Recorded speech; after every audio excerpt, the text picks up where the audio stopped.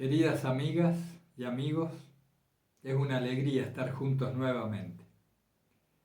Continuamos con el curso de Fenomenología 2020. Hoy vamos a tocar 3 temas de mucho interés. Por supuesto, los vamos a encaminar hacia la parte práctica para ir agregando ejercitación que ustedes verán según la afinidad y el momento que estén atravesando, cuál les resulta de mayor utilidad. Recomiendo que pongan en práctica todas las prácticas sugeridas, aunque sea un solo día, para hacer la prueba, para tomar una muestra, y luego se van orientando, sin duda, hacia aquella práctica o ejercitación que les resulte más nutritiva, que ustedes sientan con toda naturalidad que les está haciendo bien. Y no tengan ningún problema en dejar de lado cualquier práctica o ejercitación que sientan forzada, con algún forzamiento o que implica un esfuerzo disgustoso. Como hemos aclarado en alguna otra ocasión, la medida del esfuerzo ha de ser el gusto o el disgusto. Entonces, esfuerzo que nos es agradable, que para nosotros tiene sentido, significado, deja de ser realmente un esfuerzo, ¿verdad? Se transforma en una actividad que nos llena de dicha o al menos que ejercitamos desde un bienestar. En cambio, la atención o el esfuerzo que implica un forzamiento disgustoso ha de ser abandonado. ¿Por qué razón? Porque nos graba en la memoria una huella negativa que nos predispone en contra para el futuro. Así que bueno, ya que estamos, hicimos mención a eso. Vamos con el primer tema que yo puse en mis notas: la percepción se orienta según el deseo. Antes de pasar al tema de la percepción, caí en cuenta que hace falta una pequeña aclaración con lo dicho sobre el esfuerzo gustoso y disgustoso.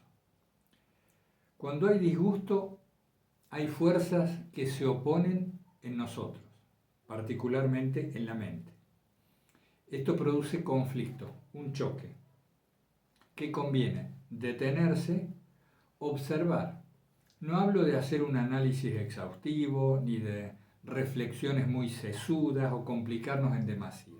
Simplemente observar a ver qué fuerzas están chocando, que van en dirección opuesta y que por lo tanto provocan conflicto o fricción. De esto deriva el disgusto en la acción. Entonces, tenemos que unificar la dirección de estas fuerzas.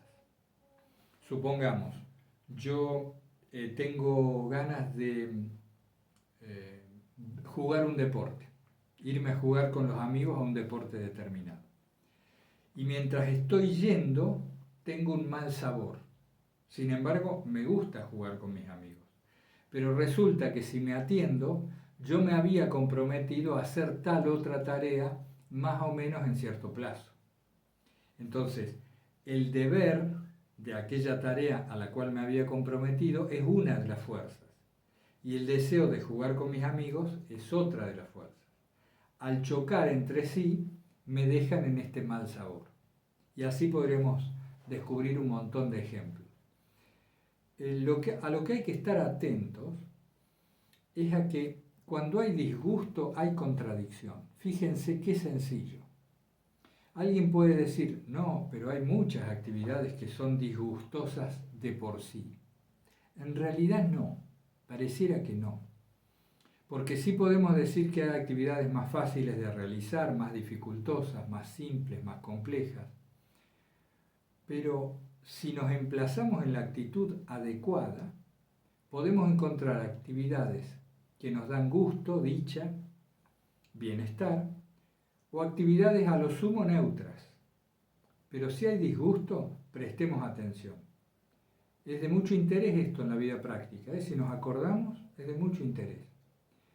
Voy a lavar la vajilla y siento disgusto. Entonces estoy haciendo mal algo en mí. No le tengo que echar la culpa al hecho de que tengo que lavar la vajilla.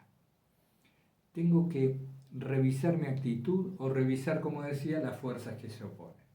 Bueno, no me extiendo más en esto, cualquier cosa me comentan. Siempre, por supuesto, estamos hablando desde el punto de vista de la fenomenología del psiquismo. Volviendo al tema que quería iniciar recién de la percepción.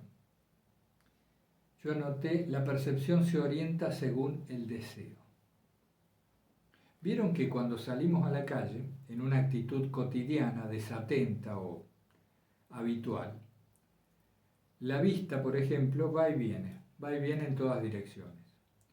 O miro a la vereda, o miro al negocio por aquí, miro el auto que pasó, miro a aquella persona en la vereda opuesta, se levanta viento y miro las hojas de los árboles. Es infinita la cantidad de movimientos que se van produciendo en los órganos de los sentidos, merced a esta volubilidad de la mente que está como hoja al viento, como siempre decimos. Entonces, ¿qué ocurre? Nosotros ya vamos conociendo el poder de la atención dirigida, esa capacidad o ese brazo de mi conciencia de ser que me permite orientar la atención en una u otra dirección. El otro día hablábamos de la caminata y de este mirar el horizonte, que varios de ustedes han mencionado como muy útil, y así lo vivo yo también.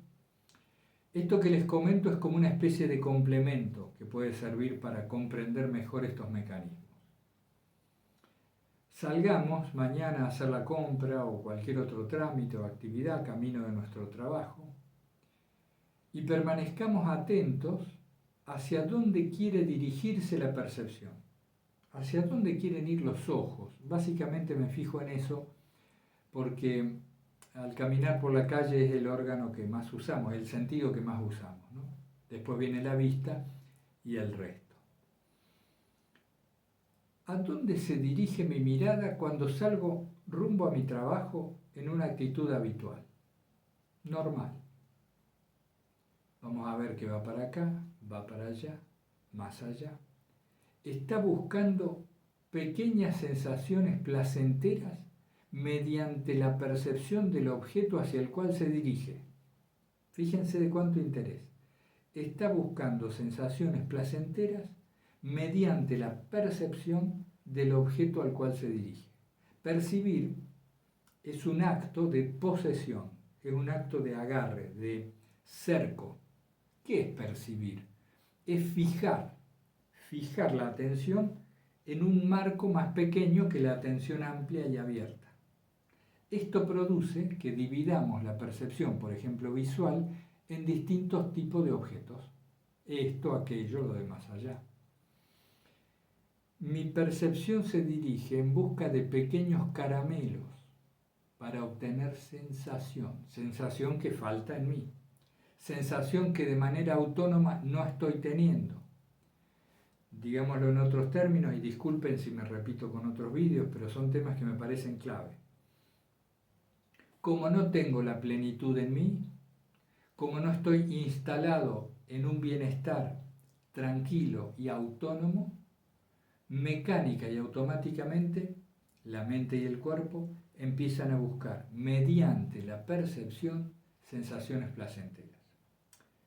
Es un ejemplo molesto de dar, pero digamos, fíjense, lo más común que se produce es que la mirada se dirija a la visión de otras personas.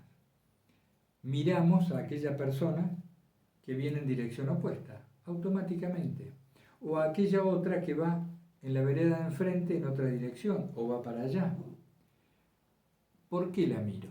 Fíjense que también entra esto de obtener sensaciones, sea porque esa persona nos resulta muy bella o aquella otra muy atractiva.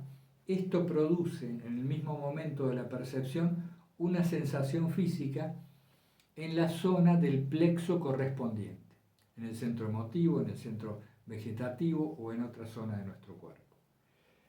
¿Se dan cuenta? A veces miramos a las otras personas para que sea posible emitir un juicio crítico. La mente observa, fija a esa persona y emite un juicio. ¿Cómo se va a vestir así?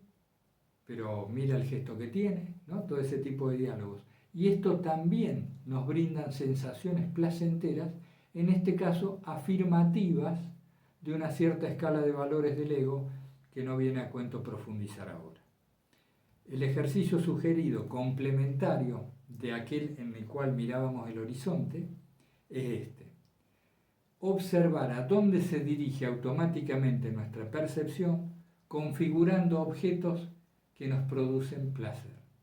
Entonces la práctica completa sería: primero salgo en una actitud más relajada, más habitual, donde voy de aquí para allá, pero manteniendo la conciencia de hacia dónde se dirige la percepción, y luego de 5 minutos, si les parece, ya ahí sí nos enfocamos en el horizonte para que suba nuestro nivel de conciencia y precisamente no estemos a merced de esta ingesta continua de percepciones que nos brindan pequeños placeres, que al final nos terminan esclavizando. Porque el viento que nos lleva de aquí para allá es la búsqueda de este placer físico, del cual después nos hacemos dependientes y adictos hasta de manera química incluso. Así que ahí tendríamos una ejercitación más completa. Continuamos. Conversábamos unas horas atrás con un participante del curso y se decía: ¿cuál debería ser nuestra prioridad en todo momento? Esa prioridad unificadora, que vaya más allá de lo circunstancial, de los cambios, los acontecimientos, el momento que esté viviendo espiritualmente o psicológicamente. Bueno, por supuesto, como ustedes saben, nos la pasamos enfatizando en esto de la presencia de Dios, de la percepción de la presencia. Pero si lo tuviéramos que aterrizar un poco más, que bajar más al cotidiano, en nuestras posibilidades actuales, inmediatas, ya mismo, o si lo quisiéramos decir en palabras más fenomenológicas, podríamos decir que nuestra prioridad tiene que ser la paz mental. En todo momento y lugar he de buscar la paz mental. ¿Por qué razón? Porque cuando se produce la paz de la mente, esto es, cuando los pensamientos se silencian, si no totalmente, en gran parte, deviene evidente, se hace manifiesta la paz del corazón, la presencia de la gracia. De allí a percibir la presencia de Dios en todas las cosas y en todo momento hay un paso. Ese paso lo da la gracia, no es nuestro. Así que desde ese punto de vista hasta allí llegamos. Yo estoy barriendo la vereda, estoy cocinando, estoy escribiendo, estoy leyendo, estoy conversando, me estoy duchando. Cualquiera sea la actividad que estoy haciendo, incluso en medio de un trabajo ajetreado, como puede ser en un comercio con mucho público, en una oficina pública, etc., lo único que debo tener como prioridad es la paz mental. Fíjense, no diría lo único, me corrijo, lo primero, la primera prioridad. Quiero decir con esto que eso debe estar antes que el deseo de terminar el trabajo, que tal otra cosa. No. Lo primero es que en la mente haya paz. Ya sabemos lo que deriva de ello, el bienestar que de ello se deriva. ¿Y cómo hacemos para tener un recurso más o menos rápido de acceso a la paz mental? Para quienes tienen mucho sentimiento devocional, la oración de Jesús o una oración de ejaculatoria o la oración monológica es un recurso excelente, porque nos lleva, como diríamos, a una profundidad distinta en el modo de ser y de estar.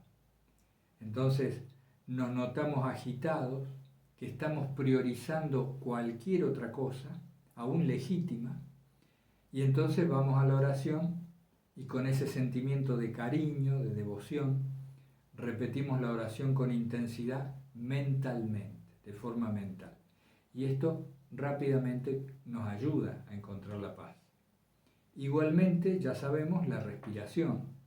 serenar la respiración de modo consciente en los momentos que necesitamos esta paz mental, sobre todo digo que la necesitamos con más urgencia, allí poner en práctica la respiración. También es otro modo de acceder rápidamente. Y otro modo que a mí personalmente me resulta muy útil cuando me estoy alterando, cuando veo que la inquietud empieza a aparecer, es recordar a Dios, particularmente el hecho de que todo depende de su voluntad, haga yo lo que haga. Yo tengo que hacer lo mejor posible, pero ya sé que todo depende de Él. Y cuando me acuerdo de esto, se me aflojan los músculos, me relajo y curiosamente me vuelvo más eficaz en lo que estoy haciendo. Porque cualquiera puede decir que este relajamiento y demás provocaría negligencia. Bueno, es lo opuesto. Uno se vuelve más eficaz, más certero, más práctico, porque está libre de todos esos pensamientos obstructivos que dificultan la funcionalidad del cuerpo y de la mente. Que dicho sea de paso, son herramientas excelentes cuando no están gobernadas por un fantasma al cual llamamos el ego, ¿no? Ese que se cree capaz de conducir los destinos de sí, del mundo y de todas las cosas. Esa mirada que nos hace creer que somos el centro del universo y que todo gira alrededor nuestro. Así que creo que ahí podemos resumir un poco ese intercambio que se había producido. En todo momento, en cualquier actividad, la prioridad debería ser, desde nuestro punto de vista, la paz mental. Paz mental que por sí sola nos deja en presencia. Sonamos, ahí tenemos los perros. Paz mental que por sí sola nos deja en presencia de una paz en el corazón. ¿Qué diferencia hay entre la paz mental y la paz del corazón? El amor que surge, el sentimiento de devoción que aparece, o una calidez que llamaríamos fruto de la gracia. Después lo vamos a conversar porque me meto en otro tema y se nos extendería mucho el vídeo. Ahora continuamos con la parte final. Bueno, y si bien algunas de las consultas parece que fueron respondidas en la entrevista que les envié ayer, vamos a tocar un poquito este tema de los deseos y el deseo unificado y demás. Nosotros sabemos que el deseo es una de las herramientas de la inquietud. Lo que en Filocalía días atrás se decía la indigencia de los afanes. Nosotros somos todos indigentes, ¿no? Porque estamos presa de afanes. Como siempre andamos deseando algo, somos pobres, somos esclavos. Rico es el que nada desea. Pero bueno, estamos lejos de eso, pero queremos eso. Fíjense aquí la contradicción. Los deseos nos esclavizan y son nuestra pobreza, pero tenemos un deseo que es abandonar los deseos. En fenomenología diríamos, tenemos el deseo de desactivar los condicionamientos, los automatismos que nos hacen desear cosas distintas a las que tenemos día y noche. Quisiéramos deconstruir los mecanismos para desactivarlos de esos deseos múltiples de todo tipo que al final nunca nos dejan descansar en lo que somos, descansar en la paz del corazón.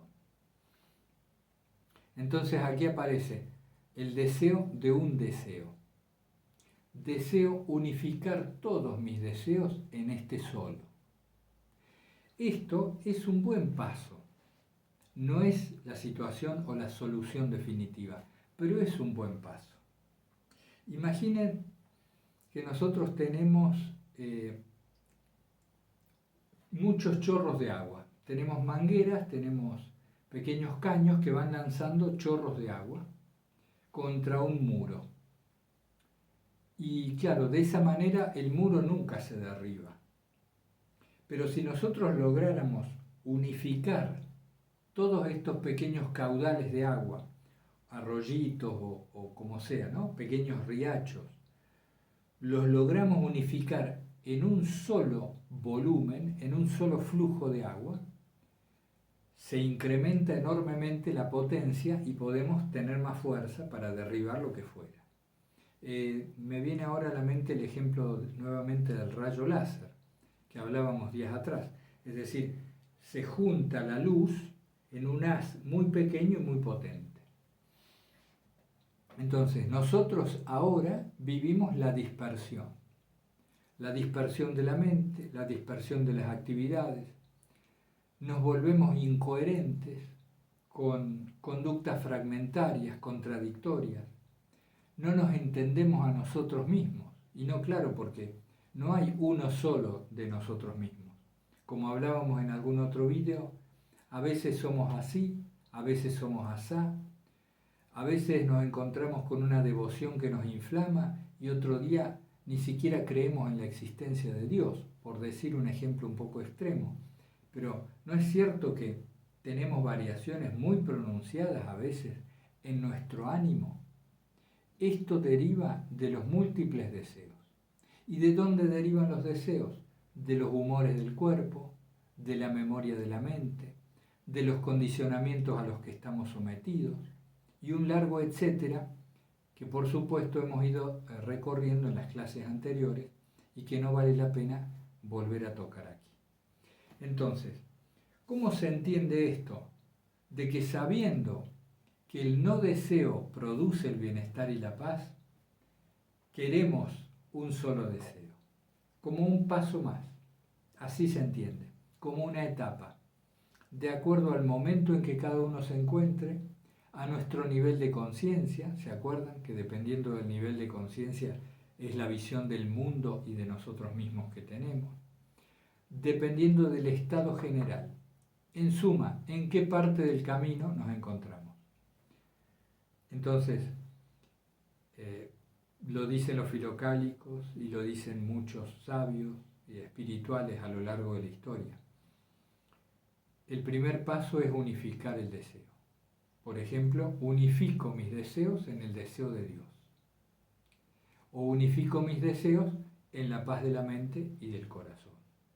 Otro podría decir, unifico mis deseos en la búsqueda de la libertad de los condicionamientos, en la búsqueda de la felicidad, de la oración pura, como a ustedes les resulte más afín formularlo, porque al final de cuentas, no se olviden, amigos y amigas, que todo esto es un modo conceptual. Estamos utilizando conceptos, es decir, ideas y clasificaciones que se producen en nuestra mente a fin de organizar un cúmulo de experiencias que se presentarían caóticas si la mente no tendiera a estructurarlas. Esto también es un punto de interés. ¿Por qué razón aparece la mente como herramienta del cuerpo para insertarse en el mundo?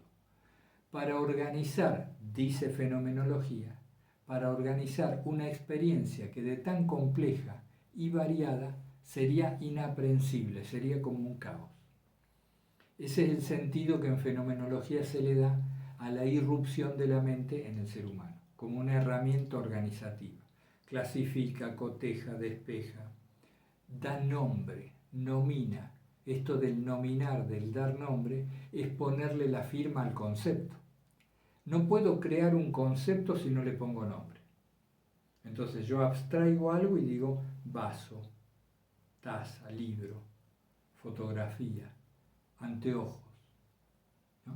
Entonces, de ese modo voy separando una parte de la experiencia de otra, pero en realidad la experiencia de vida, la experiencia vital, es una sola y se presenta de un solo golpe.